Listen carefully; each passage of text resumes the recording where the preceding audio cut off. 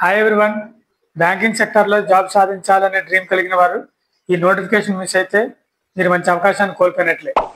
Institute of banking personnel selection IBPS మొత్తం 5208 పోస్టులతో ఇండియాలో ఉన్న major banks union bank, Canara bank, Indian overseas bank, అలాగే పంజాబ్ నేషనల్ బ్యాంక్, ఇలా అన్ని బ్యాంకులకు సంబంధించిన ప్రొఫెషనరీ ఆఫీసర్ అలాగే మేనేజ్మెంట్ ట్రైనింగ్ సంబంధించిన నోటిఫికేషన్ ఆల్రెడీ జూన్లోనే రిలీజ్ చేయడం జరిగింది.